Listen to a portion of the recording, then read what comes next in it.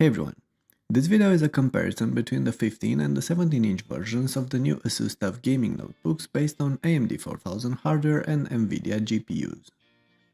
We're going to look at the main differences and the similarities between them, as well as explain to you what to expect from the multitude of available configurations, as we've reviewed both the Ryzen 5 and Ryzen 7 versions of these laptops, and the entire range of graphics options from the GTX 1650 Ti up to the RTX 2060. First though, here's a quick look at the two models side by side. They share the same design lines and ergonomics, with the TUF A17 being a slightly oversized duplicate of the A15. It's about an inch wider, 2 inches longer and half of a pound heavier, or between 200 to 300 grams depending on the configuration. The larger footprint required to accommodate the 17-inch display also translates into a more spacious armrest and some extra interior space that could help with cooling the components. We'll get to that in a bit.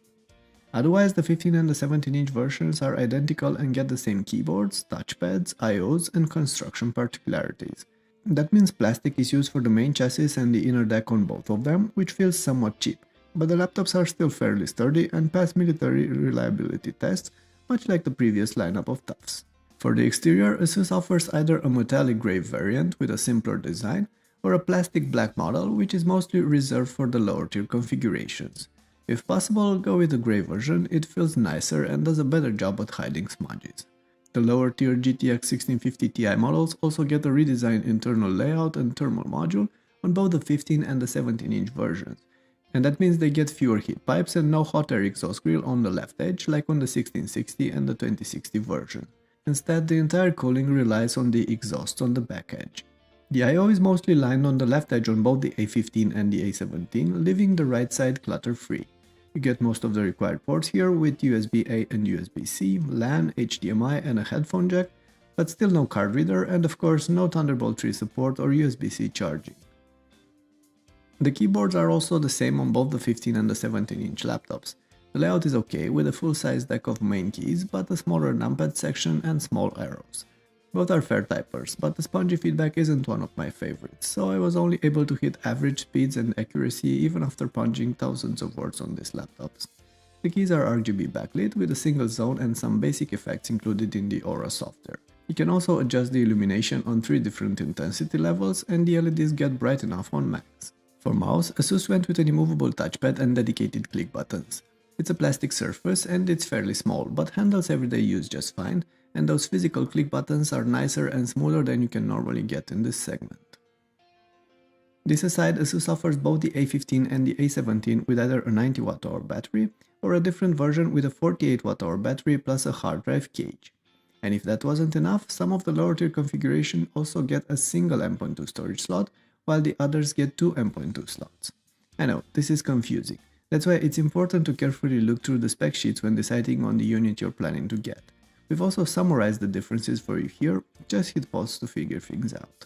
Right now, the RTX 2060 graphics chip is only reserved for the 15-inch model, while the A17 tops up at the GTX 1660 Ti configuration. However, the other specs are shared between the two. Asus also favors the 15-inch variant when it comes to the screen choices, with a 140Hz panel available for the A15 and only a 120Hz panel available for the A17. They're both Full HD and IPS-like, so not much in terms of brightness and colors. On the other hand, they're fairly uniform and don't show flickering or much light bleeding around the edges. Both these panels are supposed to excel in games, with 140 or 130Hz refresh rate and adaptive sync that eliminates tearing.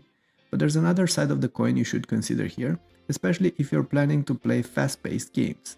The response time on both of these isn't on par with the faster screens available on higher tier notebooks, so ghosting can be an issue in these titles. That aside, keep in mind that the base tier configurations might only be paired with a 60Hz screen in both cases, which are even slower, dimmer and overall lower quality than these high refresh options. They do help drive the price down for those base models, and it's up to you if the compromise is worth it. Okay, let's talk numbers now. We've tested 2 A15s and 1 A17 in these configurations illustrated here. They might not be the exact options available in your region, but will help you make a general idea of what to expect when mix and matching the 2 AMD CPU options with the 3 NVIDIA GPU variants. All the tested configurations get dual channel memory, which is a must as it impacts the performance in games and some benchmarks, as well as comparable mid-tier SSD storage. It's also important to add that all our tests are running on the turbo power profile available on all these laptops, which ramps up the CPU and overclocks the GPU in each case. With this in mind, we've tested the CPU's performance in a couple of tests and scenarios and gathered the results in here. The two Ryzen 7 models deliver outstanding multi-threaded performance, and the A17 variant slightly overtakes the A15 model in some of the demanding loads. That's mostly due to silicon lottery though, as the two implementations run at the same frequencies and temperatures on both laptops. The 6-core Ryzen 5 is also a highly competitive processor, outmatching even the better 6-core Intel i7 configurations in multi-threaded loads and only losing in some of the single-core tests. These TUF models are also capable of sustained performance in longer demanding chores, as illustrated by our Cinebench loop test. The performance remained consistent after 15 plus runs, which means the thermal and power design are adequate for these powerful AMD platforms. As always, more benchmarks and a more in-depth look at the performance is included in the written reviews on the site, and I've linked them for you in the description. As far as the graphics options go, you can only get an RTX 2060 90W GPU on the TUF A15, paired with a Ryzen 7 processor, while the GTX 1660 Ti and 1650 Ti versions are available on both frames. Our A17 gets this new 2020 NVIDIA 1650 Ti chip with GDDR6 memory, and you can see how it stacks against the higher tier options in this graphics test, part of the 3D Mark suite. We also run a couple of different games on these laptops, and here's what to expect. Yes, the GTX 1650 Ti won't be normally paired with a Ryzen 7 processor in most regions, but switching over to the Ryzen 5 shouldn't have a major impact in most of these modern titles, as they're not designed to scale on an 8-core processor in the first place. That RTX 2060 on the top tier A15 is roughly 10 to 15% faster than the GTX 1660 Ti on the mid-level A15, while the 1650 Ti trails both by a significant margin. It can still run most games well, but you'll have to cut on the details in most recent titles to keep the frame rates above 60. As far as thermals go, here's what we measured in terms of CPU and GPU temperatures in Far Cry 5 and Witcher 3. Sure, the A17 runs slightly cooler, but it's also the more basic thermal design and copes with a lower power GPU. It would have been interesting to compare the exact same Ryzen 7 and GTX 1660 Ti configurations of both the A15 and the A17 versions to see if there's any hope for improved temperatures in the larger chassis, but we didn't get those configurations for review. Still, as far as I can tell right now, based on testing all these AMD 4000 platforms, I'd expect minimal differences between the 15 and the 17-inch models, since the chassis never gets hot on any of these implementations, not even on the top tier A15, and thus doesn't have an impact over the CPU and GPU temperatures.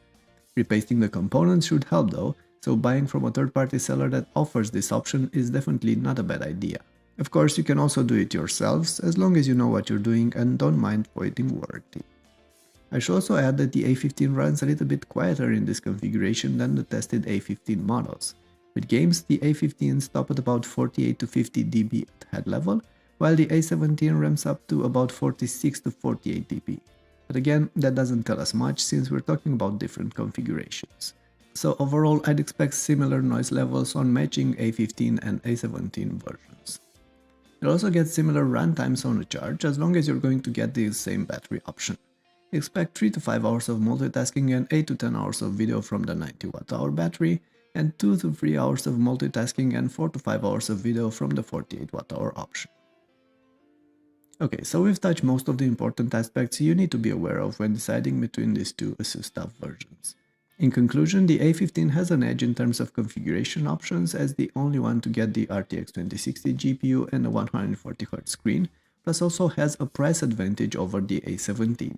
As of right now, the mid-tier Ryzen 7 GTX 1660 Ti model goes for $999 on the A15 and $1099 on the A17, both with 90Wh battery and the higher quality panels available in each case.